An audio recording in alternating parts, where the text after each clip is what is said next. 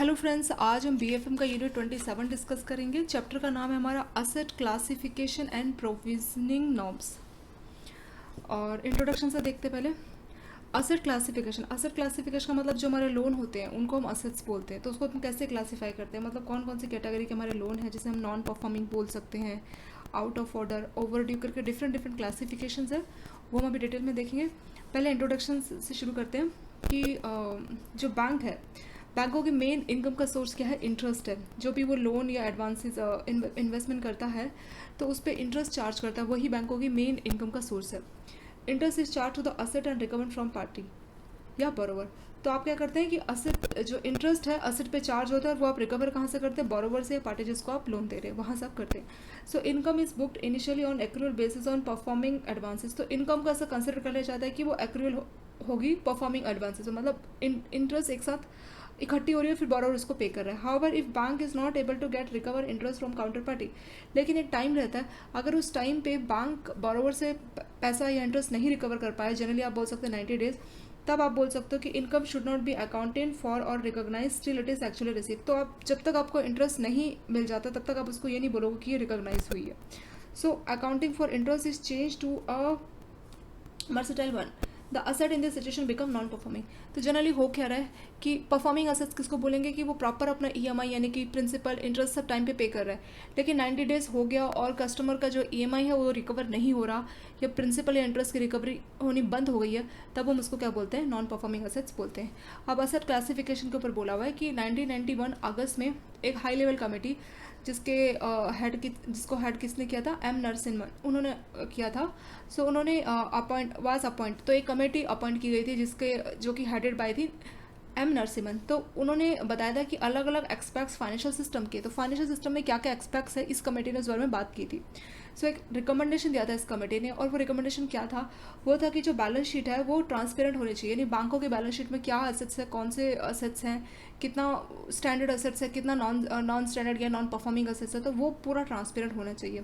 और जो international accounting standard है वैसे बैंकों के बैलेंस शीट्स के कंपोनेंट होने चाहिए। तो बैलेंस शीट में जो भी कंपोनेंट्स है बैंकों के वो ट्रांसपेरेंट होनी चाहिए, क्योंकि अगर बैंक कुछ हाइड करेगा तो करेक्ट सिनेरियो नहीं पता लगेगा। और बैंकों का इकोनॉमी पे बहुत बड़ा रोल प्ले करते हैं किसी भी कंट्री के डेवलपमेंट में। बैंक लोन देते हैं इंफ्रास्ट्रक्चर हर पर्पज़ के लिए, बैंकों का बहुत बड़ा कंट्रीब्यूशन रहता है। तो अगर बैंक कुछ छुपाएंगे, कुछ गलत डेटा देंगे तो उससे इकोनॉमी को बहुत खतरा हो सकता है। तो इसीलिए इस कमेटी ने सजेस्ट किया था कि बैंकों की जो बैलेंस शीट है वो ट्रांसपेरेंट होनी चाहिए, और जो इंटरनेशनल के जो स्टैंडर्ड है उस स्टैंडर्ड के अकाउंटिंग स्टैंडर्ड बैंकों को फॉलो करना है। और ये भी उन्होंने रिकमेंड किया था कि जो बैंक है उसको एक यूनिफॉर्म अकाउंटिंग प्रैक्टिसेस, अपनी इनकम को कैसे रिकॉग्नाइज करेंगे या फिर हम कब बोलेंगे कि बैड डेब्ट्स हो गए यानी कि एनपी हो गए, उसके लिए कैसी प्रोविजन रखनी है, तो पूरा यूनिफॉर्म चलना चाहिए, ऐसा इस कमेटी का सजेशन था। फिर बोला था कि इस कमेटी के सजेशंस के द्वारा, जिसके चेयरमैन एन नरसिम्हन थे, जहाँ पे हमने ऊपर देखा था कि आरबीआई ने इंट्रोड्यूस किया एक फेज मैनर, यानी कि नॉर्म्स बनाए इनकम रिकॉग्निशन के लिए, कि कब आप बोलोगे कि आपको इनकम रिकॉग्नाइज हुई है, आप अपने एसेट को कैसे क्लासीफाई करोगे और कैसे अपने लोन के लिए आप प्रोविजनिंग करोगे। तो उसके लिए आरबीआई ने प्रूडेंशियल नॉर्म्स बनाए बैंकों के लिए, जो कि बैंकों को फॉलो करने थे। ठीक है, तो उसी हिसाब से क्लासिफिकेशन डिसाइड हुआ कि ऐसे बैंकों को क्लासीफाई करेंगे अपने असेट्स को। तो देख लेते हैं पहले कि किस किस टाइप के असेट्स क्लासिफिकेशन है। पहला आपका आता है non performing assets. Non performing assets किसी भी असेट का मतलब होता है लोन। तो आप जो भी लोन दे रहे हैं उसको परफॉर्मिंग कब बोलोगे? जब हर महीने बोरोवर अपना ईएमआई टाइम पे कर रहा है। ठीक है, हर महीने वो अपना मान लीजिए 1 तारीख को पे करता है, अगर हर महीने आपका ईएमआई आ रहा है तो वो होगा परफॉर्मिंग असेट्स। नॉन परफॉर्मिंग कब होता है? कि जब ईएमआई का पेमेंट आना बंद हो गया। ठीक है, 3 महीना हो गया और आपको पेमेंट नहीं मिल रहा, कस्टमर अपना ईएमआई नहीं पे कर रहा, तब आप उसको नॉन परफॉर्मिंग बोलोगे। सो लिखा है कि कोई भी आपका जो असेट्स है उसको नॉन परफॉर्मिंग तब बोलोगे जब इट सीज का मतलब होता है रुक जाना, बंद हो जाना, टू जनरेट इनकम। तो जो इनकम है, इनकम आनी बंद हो गई है फॉर द बैंक, तो बैंकों को इनकम मिलनी बंद हो गई है। कहाँ से? असेट से, तो उसको नॉन परफॉर्मिंग असेट बोल दिया जाता है। सो नॉन परफॉर्मिंग का सिर्फ यही मतलब नहीं कि 90 डेज तक प्रिंसिपल इंटरेस्ट, इसकी और भी डेफिनेशंस है, वो एक बार देख लेते हैं। पहला तो वो है कि 90 डेज हो गया और इंटरेस्ट या प्रिंसिपल नहीं पे कर रहा, तो वो होगा हमारा नॉन परफॉर्मिंग। और क्या है? The account remain out of order, जब आपका ये कैश क्रेडिट या जो ओवरड्राफ्ट होता है तो वहाँ पे इसको out of order term use किया जाता है। अभी आउट ऑफ ऑर्डर क्या है वो हम अभी देखेंगे, नीचे आपका हेडिंग है। ऐसी और क्या हो सकता है? ऐसे हो सकता है कि जैसे बिल परचेस है, बिल डिस्काउंट है, उसमें भी अगर ओवर ड्यू है 90 डेज से ज़्यादा, तब भी आप उसको एनपीए बोलते हो। ये भी आपका आएगा नेक्स्ट पेज में। या अगर आपके क्रॉप लोन है तो जो शॉर्ट ड्यूरेशन क्रॉप है तो दो क्रॉप का सीज़न मतलब जैसे सिक्स मंथ की एक क्रॉप सीजन है तो 6 महीने में आपने एक बार हार्वेस्टिंग की, कटाई की, फिर उस फसल को आपने बेचा, ऐसे 6 मंथ दोबारा हुए तो फिर से आपने हार्वेस्टिंग की और फिर से फसल को बेचा, तो 2 क्रॉप सीजन होकर पेमेंट नहीं दिया तब आप उसको एनपीए डिक्लेयर कर दोगे। और जो लॉन्ग ड्यूरेशन की क्रॉप होती है, यानी मान लीजिए 1 साल के लिए एक ही क्रॉप आप लगा रहे हैं, तो जो लॉन्ग ड्यूरेशन की क्रॉप है तो उसमें एक क्रॉप सीजन हो गया, मतलब पूरे साल एक खेती की, उसको हार्वेस्ट किया, उसको बेचने गए मार्केट में और पैसा मिला लेकिन बैंकों को पैसा नहीं दिया, ठीक है। तो जो लॉन्ग ड्यूरेशन है उसमें एक क्रॉप सीजन और जो शॉर्ट ड्यूरेशन क्रॉप है उसमें 2 क्रॉप सीजन निकल गए और पेमेंट नहीं आई, ना प्रिंसिपल ना इंटरेस्ट, तब भी आप उसको बोल देते हैं एनपीए हो गया है, ठीक है। ये वही है कि अगर शॉर्ट ड्यूरेशन के लिए 2 क्रॉप सीजन और लॉन्ग ड्यूरेशन के लिए एक क्रॉप सीजन, ठीक है। तो शॉर्ट ड्यूरेशन में आप थोड़ा वेट कर लेते हैं, सोचते चलिए कोई नहीं 6 महीने की बात है, तो 2 क्रॉप सीजन तक का वेट करेंगे जो कि शॉर्ट ड्यूरेशन वाली क्रॉप होती है। लेकिन जो लॉन्ग ड्यूरेशन की क्रॉप है तो उस केस में आपको एक ही क्रॉप सीजन का वेट करना, अगर आप 2 क्रॉप सीजन का वेट करोगे तो बहुत देरी हो जाएगी, ठीक है। तो इसीलिए शॉर्ट ड्यूरेशन क्रॉप में आपको 2 क्रॉप सीजन का वेट करना होगा और पेमेंट नहीं आए तो आप उसको एनपीए डिक्लेयर करेंगे, लेकिन लॉन्ग ड्यूरेशन में एक ही क्रॉप सीजन काफ़ी है। और ये पॉइंट मैंने आपको 2-3 बार बताया, ये इंपॉर्टेंट है, ये क्वेश्चन ऑलरेडी आपका आ चुका है कि एनपीए लॉन्ग ड्यूरेशन में क्रॉप को कब एनपीए डिक्लेयर करते हैं और शॉर्ट ड्यूरेशन में, तो शॉर्ट ड्यूरेशन में 2 क्रॉप सीजन के बाद और लॉन्ग ड्यूरेशन वाली क्रॉप में एक क्रॉप सीजन के बाद उसको एनपीए डिक्लेयर कर दिया जाता है, ठीक है। और बोला है कि ये जो सारा डिटेल है, ये जो सारा एक एक लाइन करके लिखा है इसका पूरा डिटेल आपको लाइन से दिया हुआ है, ऐसे डेरिवेटिव के बारे में बोला हुआ है और इसका डिटेल हम अभी 1 बाय 1 देखने वाले हैं। पहला हमने एनपीए देख लिया, नेक्स्ट आपका आता है out of order status. Out of order कब बोलोगे? किसी भी अकाउंट को आप आउट ऑफ ऑर्डर तब बोलोगे if the outstanding balance remain in excess of sanction, या एक ड्राइंग पावर होता है और एक आउटस्टैंडिंग होता है। तो अगर आउटस्टैंडिंग ज़्यादा है, ड्राइंग पावर मतलब एक लिमिट होता है, जब भी जैसे कैश क्रेडिट इस तरह का लोन सैंक्शन होता है तो उसमें एक लिमिट दे दी जाती है, तो कस्टमर उस लिमिट में आउटस्टैंडिंग कर सकता है, उस लिमिट तक पैसा उसको निकाल सकता है, लेकिन कई बार उसको ओवरड्रॉ भी कर लेता है। तो लिमिट मान लीजिए आपने 1 करोड़ की सैंक्शन की और उसने जो विड्रॉ किया है 1 करोड़ 10 लाख का किया, तो 10 लाख उसने एक्सेस विड्रॉ किया, यानी कि जो उसका आउटस्टैंडिंग है 1 करोड़ 10 लाख है और आपने उसको लिमिट जो सैंक्शन की थी वो थी 1 करोड़ की, तो जो आउटस्टैंडिंग है 1 करोड़ 10 लाख जो कि ज़्यादा है as compare to limit sanction, तब आप इसको बोलोगे आउट ऑफ ऑर्डर, ठीक है। तो आउट ऑफ ऑर्डर का डेफिनेशन क्या है कि जो आउटस्टैंडिंग बैलेंस है अगर वो ज़्यादा है, जो आपने सैंक्शन किया उससे अगर वो ज़्यादा है तब आप उसको आउट ऑफ ऑर्डर बोलते हो।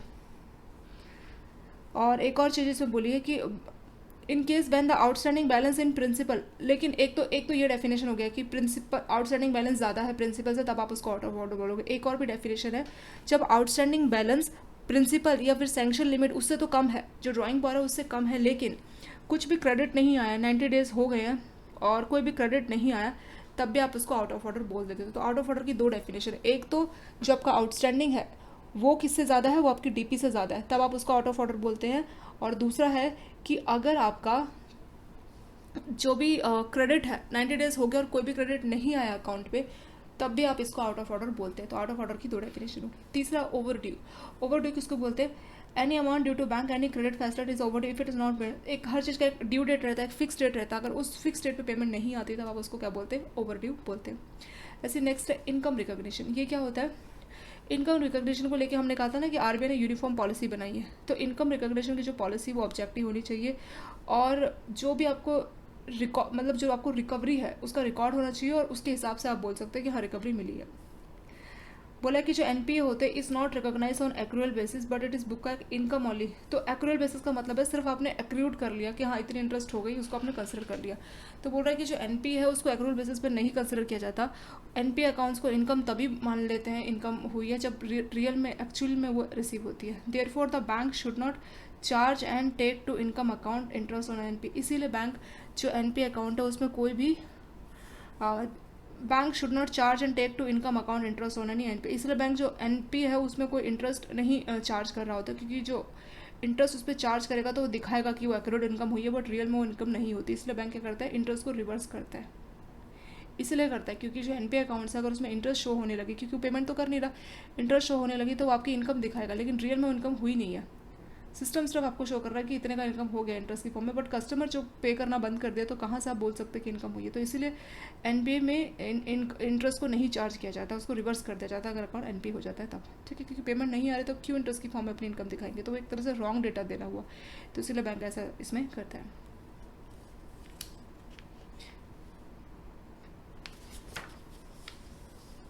फिर नेक्स्ट है आपका रिवर्सल ऑफ इनकम। कोई भी अगर एडवांस है, कोई भी लोन दिया, जैसे बैंक उसमें बिल डिस्काउंट करता है या बिल परचेज करता है। बिल परचेज जो साइड बिल है उसमें करता है, और बिल डिस्काउंट किस में करता है, जो यूजर्स बिल होते हैं। तो वो एनपीए हो जाते हैं as at the close of any year interest accrued and credit income in previous year should be reverse. तो अभी वो एनपीए हो गए, मतलब बैंक ने बिल परचेस और डिस्काउंट किया कस्टमर के लिए, बट वहाँ से पेमेंट नहीं आया जहाँ से पेमेंट आना था, जिसने बिल दिया था, ठीक है।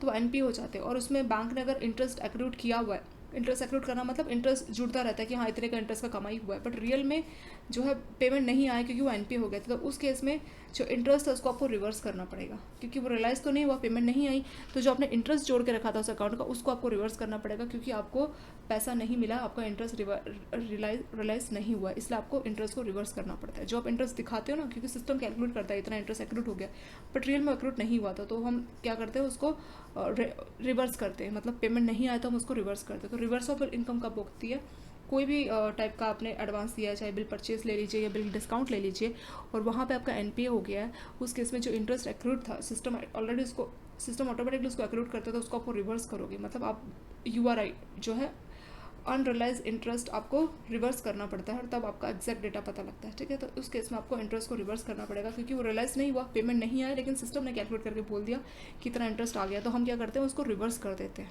वही होता है रिवर्सल ऑफ इनकम। ऐसे ही लीज्ड अकाउंट, इसमें क्या होता है, the financial charge component of financial income, जो है अकाउंटिंग स्टैंडर्ड 19 में लीज के बारे में बात की है, जो कि ये अकाउंटिंग स्टैंडर्ड कौन, हमारा जो council of institute of chartered accountant है, वो ये अकाउंटिंग स्टैंडर्ड बताता है, उसको डिफाइन करता है। तो उसमें जो लीज्ड एसेट है उसके बारे में बात की गई है, which has accrued, lease asset पे जो हमारा इनकम है, फाइनेंशियल चार्ज जब एक्रूड हो गया है, and was credited to income account before the account become non performing. तो इंटरेस्ट एक्रूड हुआ था, और हमारी जो इनकम अकाउंट है, इनकम अकाउंट में क्या करते हैं, जो भी हमारी इनकम होती है वो दिखाते हैं कि इतने की इनकम हुई है, ठीक है। तो आपका इंटरेस्ट एक्रूड हुआ था, और आपने उस एक्रूड इंटरेस्ट को अपने इनकम अकाउंट में क्रेडिट कर दिया, दिखाया कि हाँ ये इंटरेस्ट एक्रूड हुआ, और अपने इनकम वाले अकाउंट में उसको भेज दिया। Before the asset become non performing, तब तक आपका असेट नॉन परफॉर्मिंग नहीं हुआ था, ठीक है। उससे पहले आपने ऐसा किया था कि आपकी इनकम हुई और आपने उसको इनकम अकाउंट में क्रेडिट कर दिया।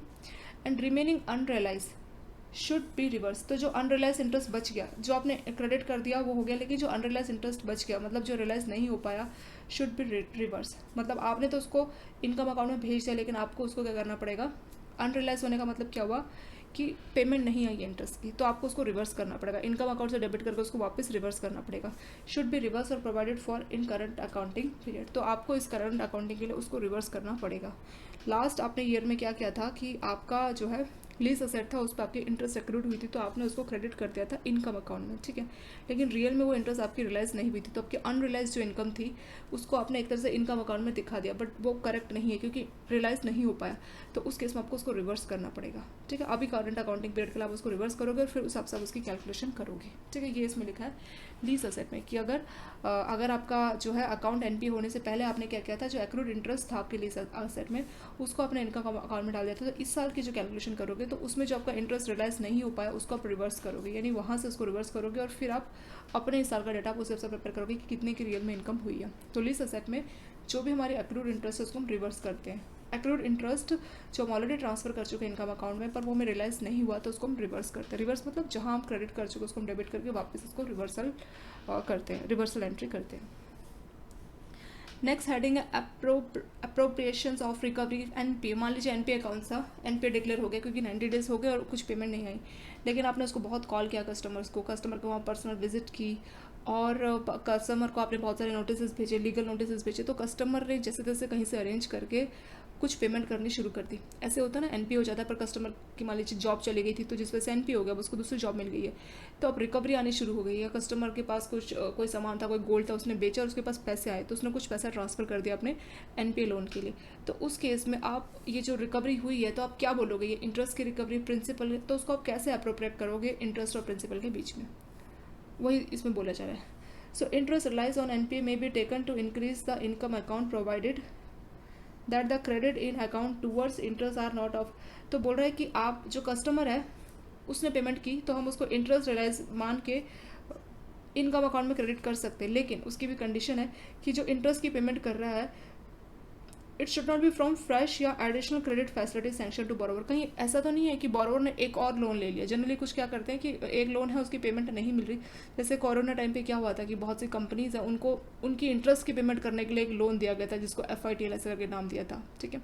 तो कोरोना टाइम पे लोगों पे पैसे नहीं थे, इंटरेस्ट को कहाँ से पे करे, तो एक नया लोन बना दिया उसका, और उसका भी टेन्योर बहुत ही कम था कि सिर्फ उस लोन के पैसे का पर्पस यही था कि वो अपने इंटरेस्ट को पे कर पाए, बैंकों के इंटरेस्ट को पे कर पाए कौन, ये कस्टमर्स बोरोवर। इसीलिए उनको एक ऐसा लोन दिया था कि जिसको इंटरेस्ट के लिए दिया गया, पर कोरोना था ऐसी सिचुएशन थी तो इसलिए ऐसा किया गया, पर जनरली ऐसा होता नहीं है, ठीक है। वही बोल रहा है कि जो इंटरेस्ट जो भी पेमेंट आई है आप उसको इंटरेस्ट रियलाइजेशन मान सकते हो और उसको इंटरेस्ट के इनकम वाले अकाउंट में क्रेडिट भी कर सकते हो, लेकिन कंडीशन है कि कस्टमर के पास ये जो पैसे आए जो उसने ट्रांसफ़र किया इन पे अकाउंट में, वो कहीं ऐसा तो नहीं है उसने कोई एडिशनल क्रेडिट फैसिलिटी या कोई फ्रेश लोन सैंक्शन करा के उस पैसे को फिर मतलब आपसे लोन लेके फिर आप ही का इंटरेस्ट पेमेंट के लिए किया हो, ऐसा नहीं होना चाहिए, ठीक है। तो ऐसा नहीं होना चाहिए कि ये पैसा किसी लोन के तहत कस्टमर के पास आया, वो उसने खुद से कहीं से अरेंज किया, वैसा पैसा होना चाहिए, ठीक है। तब आप उसको इंटरेस्ट रिलाइज बोल सकते हो।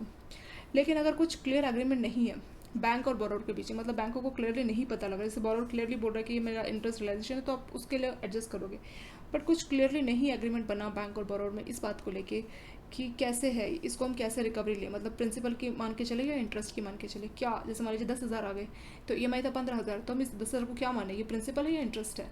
तो अगर कुछ भी क्लियर एग्रीमेंट नहीं है बैंक और बोरोवर में इसको लेके, तो उसमें आपको एक अकाउंटिंग प्रिंसिपल अडॉप्ट करना है और राइट ऑफ अप्रोप्रिएशन यूज़ करना है, जो भी जिसमें रिकवरी है उसको यूनिफॉर्म और कंसिस्टेंट मैनर में, मतलब कुछ रेशियोज ऐसा बना लिया जाएगा, कंसिस्टेंट मैनर में रिकवरी को कंसिडर कर लिया जाएगा, दोनों को यूनिफॉर्मली कंसिडर कर लिया जाएगा। उसके लिए भी प्रॉपर एक अकाउंटिंग प्रिंसिपल है, उसको आप अडॉप्ट करके उस हिसाब से भी आप एडजस्ट कर सकते हैं कि कितना पोर्शन इंटरेस्ट को जाएगा या कितना प्रिंसिपल को जाएगा, मतलब यूनिफॉर्मिटी दोनों में रहेगी, आप अकाउंटिंग प्रिंसिपल यूज़ कर सकते हैं। तो ये क्या था, अप्रोप्रिएशंस ऑफ रिकवरी। तो NPA में रिकवरी आती है तो उसको इंटरेस्ट के लिए मान सकते हैं, लेकिन कंडीशन ये है कि कस्टमर ने ये जो पैसा अरेंज किया NPA में ट्रांसफ़र करने के लिए वो कोई फ्रेश या नया लोन सैंक्शन करके ना आया हो, कहीं ऐसा नहीं किसी बैंक से लोन ले लिया और उसी से वो पैसा आपको दे रहा है, ऐसा नहीं होना चाहिए। दूसरी बात इसमें बोली कि अगर कुछ क्लियर एग्रीमेंट नहीं है कि क्या है ये इंटरेस्ट है या प्रिंसिपल है, तो उस केस में आपका जो अकाउंटिंग प्रिंसिपल आप उसको यूज़ कीजिए, और जो अप्रोप्रिएशन है रिकवरी यूनिफॉर्म वे में या कंसिस्टेंट वे में हो तो आपको अकाउंटिंग प्रिंसिपल यूज़ करके फिर यहाँ पे लगाना। नेक्स्ट है एसेट क्लासिफिकेशन। तो एसेट को 3 तरह से क्लासीफाई करते हैं, पहला सबस्टैंडर्ड, दूसरा डाउटफुल और तीसरा लॉस एसेट, ठीक है। डाउटफुल, स्टैंडर्ड, तो ये टाइमिंग के ऊपर होता है। जैसे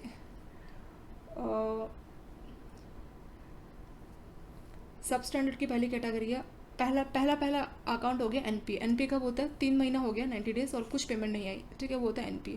लेकिन NPA से भी एक कैटेगरी होती है, वो होता है स्पेशल मेंशन अकाउंट 0, 1, 2, उसके बाद ही NPA होता है। स्पेशल मेंशन अकाउंट 0 मतलब 30 दिन हो गए और पेमेंट नहीं आई।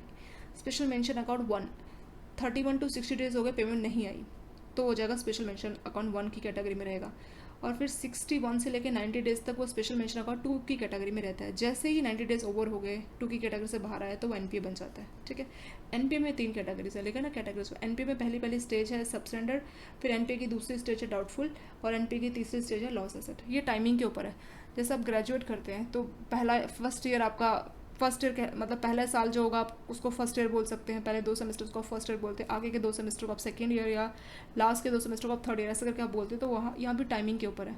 तो सब स्टैंडर्ड कुछ टाइम तक वो सब स्टैंडर्ड में रहता है और वो टाइम क्रॉस करके वो अगली स्टेज में आता है, उसको डाउटफुल बोलेंगे, और वो क्रॉस करके अगली स्टेज होती है लॉस एसेट की। तीनों ही NPA की कैटेगरी है, ठीक है।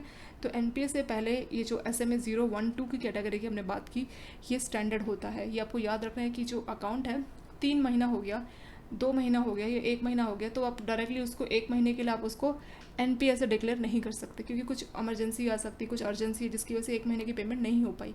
तो इसीलिए उसको अचानक से NPA में डालना वो गलत होगा।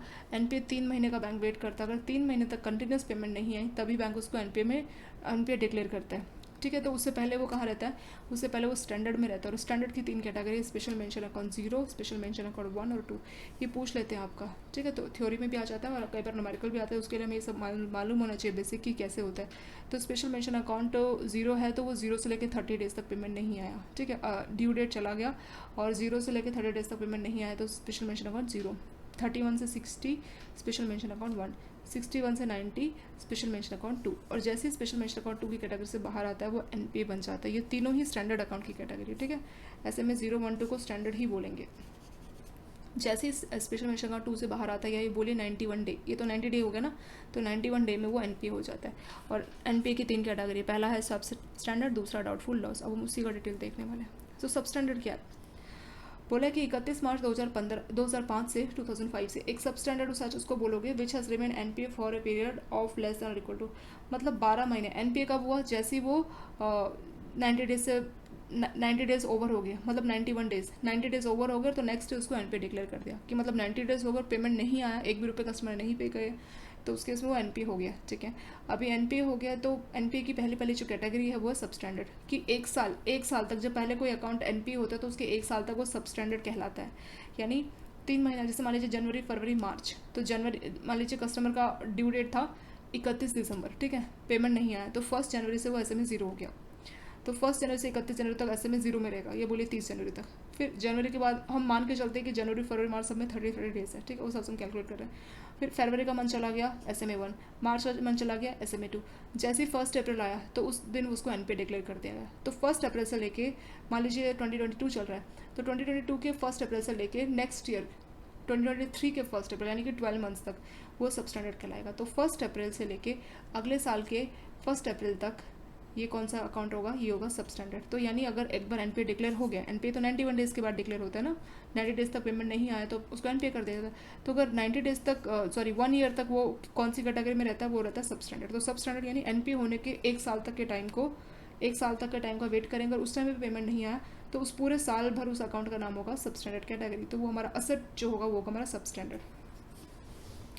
दूसरा आता है डाउटफुल। डाउटफुल क्या है, फिर वही बोला कि 31 मार्च 2005 से एक असेट को आप डाउटफुल कब तब बोलोगे, if it has remain in substandard category for a period of 12 months. तो 12 मंथ तक वो सब स्टैंडर्ड कैटेगरी में था, उसके बाद वो नेक्स्ट कैटेगरी में चला जाता है, वो है डाउटफुल। ठीक है, तो 12 महीना तक वो सब स्टैंडर्ड में रहता है, और सब 12 महीना हो गया एनपी रहते हुए, क्योंकि एनपी 90 डेज़ के बाद होता है, तो 90 डेज़ के बाद से लेकर अगले 1 साल तक वो सब स्टैंडर्ड रहेगा। और उसके बाद से 1 साल पूरा निकल गया और पेमेंट नहीं आया, जैसे मैंने बोला 1 अप्रैल 2023 तक कोई पेमेंट नहीं आया, तो 1 अप्रैल से अगले 2024 तक, आगे के 1 अप्रैल के बाद से 1 अप्रैल 2023 से तब तक पेमेंट नहीं आया, तो 1 अप्रैल 2023 से ये डाउटफुल चला जाएगा। तो डाउटफुल का मतलब क्या है कि नेक्स्ट ईयर तक डाउटफुल ही वो रहेगा, जैसे 12 महीने चलेंगे तो 12 महीने के बाद से ये डाउटफुल हो जाएगा। और डाउटफुल 1, डाउटफुल 2, डाउटफुल 3, इसकी भी 3 कैटेगरी है। आगे के 1 साल तक ये डाउटफुल 1 रहता है, फिर आगे के 2 साल तक, और आगे के टाइम तक वो आगे के बाकी के जो साल बच गए उसमें डाउटफुल 3 यानी कि डाउटफुल 1, 2, 3 इसकी भी अंदर कैटेगरी है। तो डाउटफुल का सिंपल ये है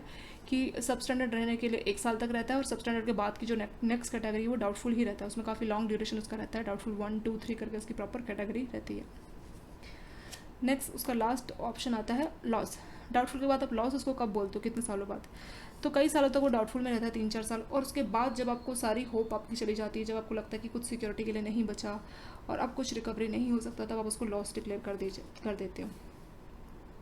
फिर बोला है कि एक असेट को आप लॉस तब बोलते हो when loss has been identify bank और इंटरनल और एक्सटर्नल ऑडिटर्स और आरबीआई इंस्पेक्शन। तो बैंक खुद उसको डिक्लेयर करता है कि अब कुछ चांस नहीं है कि कुछ रिकवरी हो पाएगी, या इंटरनल बैंकों के भी ऑडिटर होते हैं, एक्सटर्नल ऑडिटर्स होते हैं, या आरबीआई के ऑडिटर्स होते हैं, इंस्पेक्शन करने के लिए आते हैं, और वो बोल देते हैं कि इसमें रिकवरी नहीं हो सकती, तो उसको लॉस असेट डिक्लेयर कर दिया जाता है। और बोल रहे हैं कि इस केस में जो है कुछ आप उससे कलेक्ट नहीं कर पा रहे, और आपके पास जो वैल्यू बचा है असेट्स का तो बहुत ही कम है। ठीक है, उसका वैल्यू इतना कम है कि आप ये बोल सकते हैं कि उससे कुछ भी रिकवरी नहीं होगा, या ये बोले कि जो 10% है, मान लीजिए 1 लाख का लोन है तो 10% से भी कम का वैल्यू है सिक्योरिटी का, तब भी आप उसको लॉस असेट डिक्लेयर कर देते हैं। ठीक है, तो लॉस में क्या आपको चांस नहीं है, कुछ उम्मीद नहीं है कि कुछ पेमेंट आ सकता है, पैसे एक तरह से गया, कुछ आपकी होप नहीं बची, तो वो हमारा लॉस डिक्लेयर हो जाता है। डाउटफुल मतलब चांस है, हो भी सकता है नहीं भी हो सकता, डाउट हमें, लॉस में कोई डाउट नहीं है, इसमें चला गया पैसा, कुछ रिकवरी नहीं हो सकता, तो वो होता है हमारा लॉस असेट। ठीक है, कैटेगरीज हमारी होगी असेट्स की 3 थी। स्टैंडर्ड में तो मैंने आपको बताया SMA 0, 1, 2, 90 डेज, पहले 30 दिन हो गया SMA 0, नेक्स्ट 30 डेज हो गया SMA 1, और उससे नेक्स्ट 30 डेज हो गया SMA 2। तो 90 डेज उधर चला गया स्टैंडर्ड, 90 डेज के बाद से एनपीए का टाइम शुरू हो जाएगा। तो एनपीए में 3 कैटेगरी है, सब स्टैंडर्ड, डाउटफुल और असेट्स।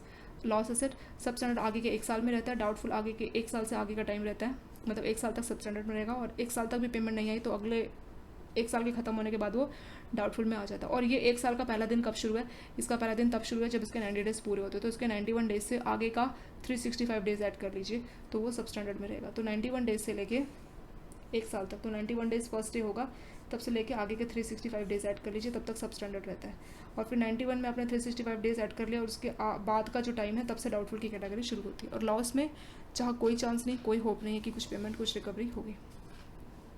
एक हेडिंग है अकाउंट विद टेम्पररी डेफिशिएंसी। कई बार कुछ अकाउंट्स में टेम्पररी डेफिशिएंसी होती है, तो एग्जांपल बताइए टेम्पररी डेफिशिएंसी का। जैसे कि आपको मालूम है कैश क्रेडिट इस तरह के अकाउंट को ईयरली रिन्यूअल करना पड़ता है, रिन्यूअल के लिए कुछ डॉक्यूमेंट्स चाहिए होते हैं, तो कई बार कस्टमर टाइमली डॉक्यूमेंट नहीं सबमिट करता, तो जिसकी वजह से अकाउंट को एनपीए डिक्लेयर कर दिया जाता है, तो उस बेसिस पे उसको डिक्लेयर नहीं करना है। ठीक है, बोला कि जो आप एनपीए डिक्लेयर कर रहे हैं किसी भी एसेट को, तो वो आपको रिकवरी का रिकॉर्ड देखना कि कितनी रिकवरी हो रही है। और बोला कि बैंक किसी भी अकाउंट को ऐसे ही सिर्फ कुछ स्मॉल डेफिशिएंसी की वजह से या टेम्पररी डेफिशिएंसी की वजह से एनपीए डिक्लेयर नहीं कर सकता। तो ऐसी डेफिशिएंसी जो कि टेम्पररी है, जैसे कि ड्राइंग पावर अवेलेबल नहीं है, डीपी कब अवेलेबल नहीं होगी, जब आपने लिमिट जीरो कर दी होगी। लिमिट जीरो कब करते हैं, जब रिन्यूअल पेपर कस्टमर ने सबमिट किए होते हैं।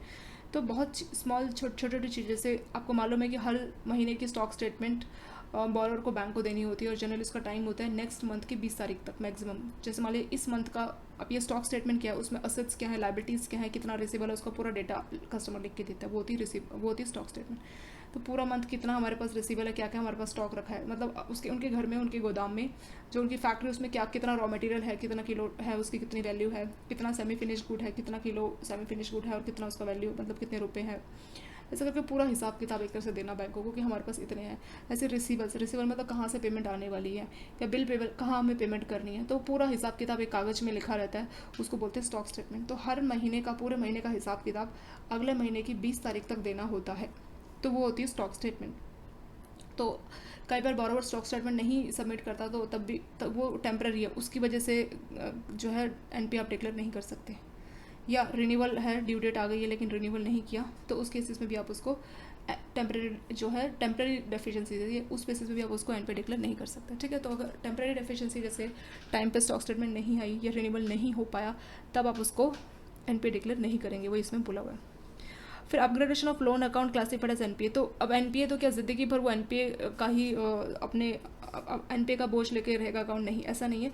अगर कस्टमर पेमेंट कर देते तो उसको स्टैंडर्ड भी बोल देते हैं। तो वही बोल रहा है कि अगर आपका जो इंटरेस्ट और प्रिंसिपल का अरियर था और बोरोर ने वो पे कर दिया, तब आप उसको एनपीए से हटा के, तब वो एनपीए नहीं रहता। ठीक है, no longer be treated as NPA, तब आप उसको क्या बोलोगे, स्टैंडर्ड अकाउंट आप उसको बोलोगे। उस केस में क्या हो जाता है, वो स्टैंडर्ड हो जाता है। जब पेमेंट आनी शुरू हो गई तो वो एनपीए से स्टैंडर्ड कैटेगरी में आ जाता है। फिर नेक्स्ट हेडिंग है account regularise near about the balance sheet date. इसमें बोला है कि जो बोरोर का जो अकाउंट का आप क्लासिफिकेशन करते हो, और वेयर अ सॉलिटरी और few credit are recorded before balance sheet date should be handled with care. जहाँ पे बैलेंस शीट से पहले थोड़ी सी क्रेडिट आई होती है, तो उस तरह के बोरोर के अकाउंट को आपको बहुत ही ध्यान से हैंडल करना होता है, and without scope of subjectivity. Where the account indicate inherent weakness on the basis of data available, the account should be deemed as NPA। तो कई बार कुछ डेटा है, जो भी हमारे पास अवेलेबल डेटा है, उस समय वीकनेस का पता लगता है, तब हम उसको एनपीए बोल सकते हैं। In other genuine cases the bank must furnish satisfactory evidence to the. बाकी के जो केसेस है, बैंकों को जो है एक ऐसा एविडेंस जिससे कि ऑडिटर या जो हमारे इंस्पेक्टिंग ऑफिसर्स है कि अकाउंट रेगुलराइज रहेगा, और उनके परफॉर्मिंग स्टेट पर अगर उनको डाउट है ऑडिटर्स को, इन सबको, तो उस केस में हम उनको एविडेंस दिखा सकते हैं कि हाँ ये परफॉर्मिंग ही है। तो जहाँ पे बहुत ही कम ट्रांजेक्शन्स है, क्रेडिट बहुत कम है बैलेंस शीट से पहले, जहाँ पे आप प्रूफ नहीं दे पा रहे, मतलब नया नया अकाउंट, मान लीजिए अप्रैल से अगर आपकी मार्च है, मान लीजिए फरवरी में ही अकाउंट खोला है, तो उस तरह के केस में ज़्यादा क्रेडिट नहीं अवेलेबल है, तो ऑडिटर्स इस बात पे डाउट हो सकते हैं कि ये तो एनपी है। तो उस केस में जो जेन्यून केसेस है, जिनका क्लियर डेटा है, तो उसके लिए तो आप उनको एनपी बनाओगे जिसमें आपको लगता है। लेकिन अगर आपको लगता है कि कुछ जेन्यून केसेस है, तो उस केस में आप उनको एनपी नहीं बताओगे, उसके लिए प्रॉपर एविडेंस आप ऑडिटर्स को दोगे और बोलोगे कि हाँ, कि ताकि उनको किसी प्रकार का जो डाउट है, उसके डाउट को आप एलिमिनेट कर सको कि ये परफॉर्म होगा नहीं होगा। उसके अलावा प्रॉपर उनको प्रूफ दिखाओगे, ऑडिटर्स को शो करोगे, ताकि उनका जो डाउट है कि ये परफॉर्म करेगा नहीं करेगा, उनके उस डाउट को आप एलिमिनेट कर सको। फिर नेक्स्ट हेडिंग है asset classification to be borrower as and facility. ये भी बहुत इंपॉर्टेंट पॉइंट है कि असेट क्लासिफिकेशन आप बोरोवर के हिसाब से बोले। बोरोवर का मतलब क्या कहना चाह रहा है, बोरोवर वाइज और फैसिलिटी वाइज। अभी इसमें फ़र्क क्या, बोरोवर वाइज क्या होता है और फैसिलिटी वाइज क्या होता है। बोरोवर वाइज मतलब जैसे एक पर्सन है जिसका नाम है मिस्टर ए। मिस्टर ए को आपने एक लोन दिया, तो बोरोवर हो गया मिस्टर ए। फैसिलिटी मतलब मिस्टर ए आपके पास आया जब वो छोटा था, मतलब जो 12वीं क्लास में था, वो आपसे एजुकेशन लोन लेना है, तो पहला उसका हो गया एजुकेशन लोन। फिर उसकी जॉब लगी, 3-4 साल उसने पढ़ाई की, फिर वो आपसे कार लोन लेने आया, आपने उसको कार लोन दिया। फिर उसको कुछ पैसों की ज़रूरत पड़ी, तो वो आपसे पर्सनल लोन लेना है, फिर आपने उसको पर्सनल लोन दिया। फिर उसकी शादी हुई, तो उसको भी घर उसने खरीदा है, ठीक है, तो वो आपसे हाउसिंग लोन लेना है। तो एक बोरोवर था मिस्टर ए, वो आपसे कितने टाइप का, उसने पहले एजुकेशन लोन लिया, फिर उसने पर्सनल लोन लिया, फिर उसने कार लोन लिया, व्हीकल लोन बोल सकते हैं, या फिर हाउसिंग लोन उसने लिया। तो एक बोरोवर के इतने सारे जो आपने लोन दिए तो वो होती है फैसिलिटी, लोन फैसिलिटी। तो फैसिलिटी और बोरोवर में समय है, बोरोवर तो मिस्टर ए है और जिसको लोन दिया, लोन में education loan, housing loan, car loan, personal loan, वो सब आ जाएगा। तो फैसिलिटी का मतलब आप कौन कौन सा लोन उनको सैंक्शन कर रहे हो। बोरोवर का मतलब कौन पर्सन है। तो एक बोरोवर एक हो सकता है, उसको कई सारी फैसिलिटीज दी जा सकती है। कई सारी फैसिलिटी मतलब कई सारे टाइप के लोन दिए जा सकते हैं, जैसा मिस्टर ए के साथ हुआ। उसको पहले एजुकेशन लोन, फिर हाउसिंग लोन, फिर पर्सनल लोन, और उसको ज़रूरत है तो वो गोल्ड लोन भी ले सकते हैं। तो कई सारी फैसिलिटीज़ एक ही बोरोवर को दी जाती है, उसको बोला जाता है फैसिलिटी। तो जब आप लोन को क्लासीफाई कर रहे हो तो बोरोवर के हिसाब से देखो, यानी इसमें कंसेप्ट क्या होता है, इसमें कंसेप्ट ये होता है कि अगर कोई कस्टमर, एक अकाउंट उसका अगर एनपी हुआ तो बाकी अकाउंट को एनपी होने में टाइम नहीं लगेगा, इसीलिए ऐसा बोला जाता है। मान लीजिए उसने 4 दिया, एजुकेशन लोन में हर महीने ईएमआई आ रहा था, हाउसिंग लोन में भी आ रहा है, लेकिन ऐसा हुआ कि एजुकेशन लोन का ईएमआई आना बंद हो गया, एजुकेशन लोन हो गया एनपीए। तो कुछ टाइम बाद आपका हाउसिंग लोन भी एनपी हो सकता है, पर्सनल लोन भी एनपी हो सकता है, गोल्ड लोन भी एनपी हो सकता है। तो इसीलिए बोला जाता है कि अगर एक भी अकाउंट एनपी हो जाए ना तो बाकी अकाउंट को भी आप एनपी डिक्लेयर करें। ऐसा होता है बैंकों में, आपने देखा होगा कि किसी कस्टमर का प्रॉपर अरियर सब हर महीने ईएमआई आ रहा, फिर भी उसको एनपी डिक्लेयर करते हैं। फिर आप जाके चेक करते हो, आपको पता लगता है अच्छा एनपी इसलिए इसको डिक्लेयर किया सिस्टम ने, क्योंकि सिस्टम में ऑटोमेटिकली से सॉफ्टवेयर रहते हैं जो बताते हैं कि हाँ ये एनपी हो गया। और किस लिए किया सिस्टम ने इसको एनपी डिक्लेयर, क्योंकि इसके बाकी के लोन वो एनपी है। तो 4 में से अगर एक भी अकाउंट एनपी है और 3 बिल्कुल सही है स्टैंडर्ड, फिर भी एक एनपी की वजह से वो जो 3 अकाउंट है उसको आपको, स्टैंडर्ड अकाउंट है उसको भी आपको एनपी डिक्लेयर करना पड़ेगा। ठीक है, ये कंसेप्ट है। तो वही चीज़ यहाँ पे भी कि मतलब एक चीज़ खराब है और 3 चीज़ें अच्छी है, पर आप 3 चीज़ें अच्छी को नहीं देखोगे, जो एक चीज़ खराब है उसी के हिसाब से सबको कंसिडर करोगे। ठीक है, संगति जैसे एक कोई खराब इंसान है, 4 दोस्त है, एक बहुत अच्छी, एक की संगति बहुत खराब है, बिहेवियर बहुत खराब है, 3 का दोस्त का बिहेवियर बहुत अच्छा है, पर जनरली लोग क्या कहते हैं ये उस ग्रुप में है तो इन सभी का संगति खराब होगा, ऐसा लोग मान लेते हैं। तो वैसे इसी लोन के साथ है कि 4 लोन में से एक लोन भले ही एनपी है, बाकी 3 लोन हर महीने परफॉर्मिंग है, हर महीने ईएमआई है, फिर भी आप उन सबको क्या कर देते हो एनपी है। तो वही चीज़ यहाँ है कि बोरोवर वाइज है। और इसका रोल क्या है, कंसेप्ट क्या है, कंसेप्ट यही है कि अगर बोरोवर ने एक लोन को एनपीए किया तो ज़्यादा टाइम नहीं लगेगा कि बाकी लोन को भी वो एनपीए कर देगा। ठीक है, वही इसमें कंसेप्ट होता है। तो वही सब लिखा है कि अगर एक फैसिलिटी बोरोवर को दी है और अगर वो प्रॉब्लम हो जाती है, एनपी हो जाती है, बाकी के नहीं होते, तो उस केस में आप बाकियों को भी एनपीए डिक्लेयर कर देंगे।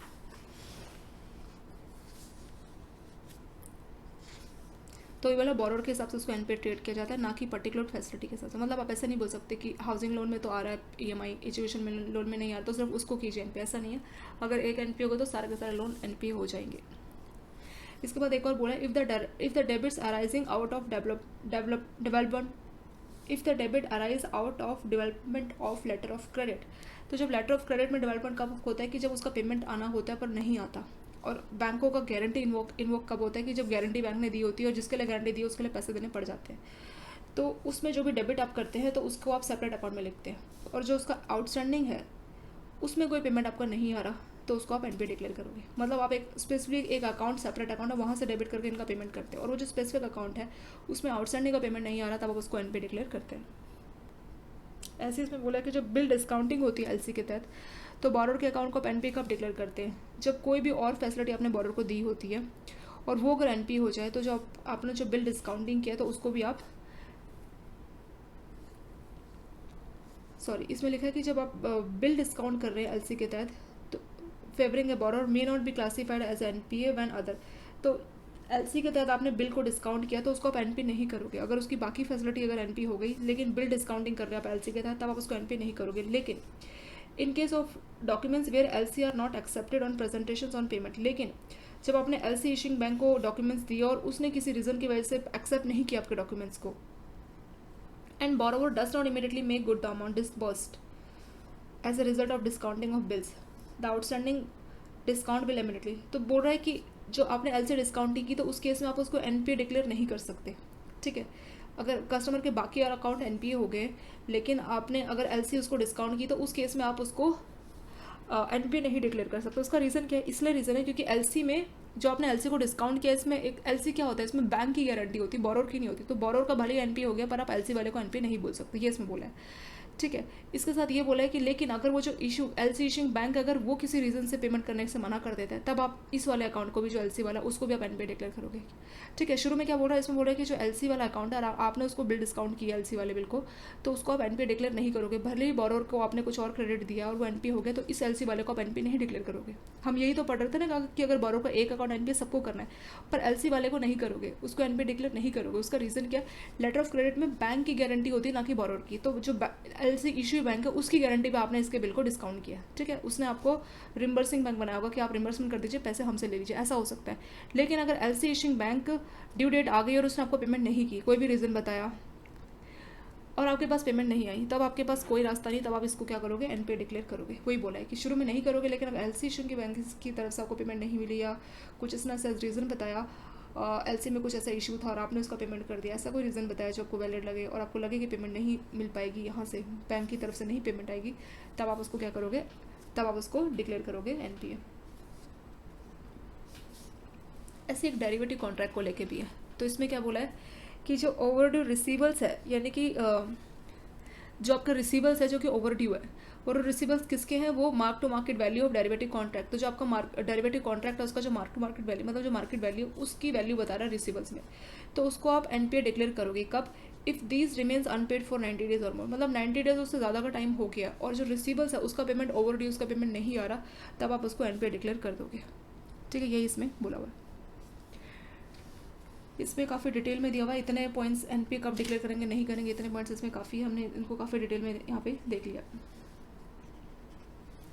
एक और बोला है कि if the client concern is also borrower of the bank enjoying cash credit और ओवरड्राफ्ट फ्रॉम द बैंक। ये जो हमने यहाँ का देखा था ना ओवरड्यू, जो कि हमने डेरिवेटिव कॉन्ट्रैक्ट की बात की थी, 90 डेज तक ओवरड्यू था, तब उसको एनपीए करेंगे। बोल अगर यही वाला क्लाइंट, उसको हमने मान लीजिए कैश क्रेडिट या ओवरड्राफ्ट फैसिलिटी दी है, उस बोरोवर ने ये जो डेरिवेटिव के अलावा ओवरड्राफ्ट या कैश क्रेडिट की फैसिलिटी हमारे बैंक से ली है, The receivable mentioned as above may be debited to the account on due dates and its non-payment will reflect in cash। तो वो जो ये जो रिसीवल्स है, इसका पेमेंट नहीं आया 90 डेज तक, तो ये एनपी हो गया। तो इसकी वजह से अगर हमने उसको कैश क्रेडिट या ओवरड्राफ्ट कुछ और अकाउंट दिया है, तो इसका इम्पैक्ट उस पर भी पड़ेगा। ठीक है। And the impact of its non payment would be reflect in cash credit. तो इसका जो इम्पैक्ट था कि इसने डेरिवेटिव वाले की पेमेंट नहीं की, उसको हमने एनपी डिक्लेयर किया था, तो इसका इम्पैक्ट यहाँ भी पड़ेगा। अगर उसने कोई कैश क्रेडिट या ओवरड्राफ्ट लिया और ये वहाँ पे ऊपर पेमेंट नहीं की, तो कैश क्रेडिट ओवर ड्राफ्ट वाले अकाउंट को भी आप एनपीए डिक्लेयर करोगे, ये इसमें बोल रहा है। तो वह यहाँ पे भी वही प्रिंसिपल आ गया, principle of borrower wise asset, यानी कि इस बोरोवर तो सेम है, तो बोरोवर वाइज आपको एसेट क्लासीफाई करना है, ना कि फैसिलिटी वाइज। तो ये वाला प्रिंसिपल यहाँ पे भी एप्लीकेबल हो रहा है। तो डेरिवेटिव आपने देखा कि जो मार्क टू मार्केट वैल्यू है डेरिवेटिव की, उसके लिए जो रिसीवर्स है वो जो ओवरड्यू हो गए, पेमेंट नहीं आया, 90 डेज हो गए, तो आप उसको एनपीए डिक्लेयर करोगे। यहाँ बोला उसी बोरोवर ने मान लीजिए कैश क्रेडिट या ओवरड्राफ्ट लिया हुआ है आपसे और ये ऊपर पेमेंट नहीं आया 90 डेज के बाद, तो हम उसके कैश क्रेडिट या ओवरड्राफ्ट वाले को भी क्या बोलेंगे, एनपीए डिक्लेयर उसको कर देंगे। इसका डिटेल्स इतना इसमें काफ़ी है, इससे ज़्यादा इसमें नहीं देखना। फिर इसमें बोला है कि advance under consortium arrangement. Consortium क्या होता है कि मान लीजिए कोई कस्टमर बोल रहा है मेरे को 1000 करोड़ का लोन दो, बैंकों का लिमिट होता है कि एक बोरोवर को आप इतने तक का लोन दे सकते हो। जैसे मान लीजिए उसका पर बोरोवर का लिमिट है 200 करोड़, तो बैंक एक बोरोवर को मैक्सिमम 200 करोड़ का लोन दे सकता है। लेकिन बोरोवर बोल रहा है मुझे 200 करोड़ नहीं, मुझे तो 1000 करोड़ रुपये चाहिए। अब आप क्या करोगे, अपने बोरोवर को नाराज़ नहीं कर सकते, तो बैंक 4-5 बैंकों से मिलकर बोलता है कि ये बोरोवर 1000 करोड़ रुपये मांग रहा है और हमारे बैंक की लिमिट के हिसाब से हम एक बोरोवर को मैक्सिमम 200 करोड़ का ही लोन दे सकते हैं। बाकी के 5 बैंक बोलते हैं ठीक है हम लोग 200 करोड़ मिलके दे देते हैं। तो ऐसे 5 बैंक मिलकर 200 करोड़ करके 1000 करोड़ उसको लोन देते हैं, तो वो गया कंसोर्टियम, जहाँ पे 4-5 बैंक मिलकर एक बड़े बोरोवर को एक बड़ा अमाउंट लोन के तौर पर देते हैं, वो होता है कंसोर्टियम। तो वहाँ पर आप उसको एनपीए डिक्लेयर कैसे करोगे, यहाँ देखिए, asset classification of accounts under consortium should be on the record of recovery. तो जो रिकवरी है इंडिविजुअल बैंक जो रिकवरी कर रहा है उसके हिसाब से होगा, ना कि मतलब इंडिविजुअल बैंक की रिकवरी के हिसाब से हो रहा है, ना कि बाकी। मतलब जैसे ABCD 5 बैंक है, ए ने तो रिकवर कर दिया अपना अमाउंट, उसको मिल रहा है हर महीने, BCD नहीं कर पाए, तो ए वाला उसको एनपीए डिक्लेयर नहीं कर सकता। क्यों, क्योंकि इसमें फिर बैंक वाइज हो जाएगा, सेपरेट बैंकों का हिसाब किताब सबका अलग चलेगा। एक बैंक रिकवरी नहीं कर पा रहा, बाकी बैंक रिकवरी कर रहे हैं, तो जो बैंक रिकवरी कर रहे हैं वो उसको एनपीए नहीं दिखा सकते, क्योंकि एक बैंक रिकवरी नहीं कर रहा, मतलब सबका हिसाब किताब अलग अलग चलता है, ये कहने की कोशिश कर रहा है। तो जो कंसोर्टियम अरेंजमेंट है वहाँ पे हिसाब किताब कैसा होता है, सबका अलग अलग हिसाब किताब उसमें चलता है। चलिए इसके साथ यहाँ तक आपका पार्ट 1 कंप्लीट हो गया। पार्ट 2 में इसके आगे के टॉपिक को डिस्कस करेंगे, इसे एक बार आप देख लीजिए और thank you so much for watching this video.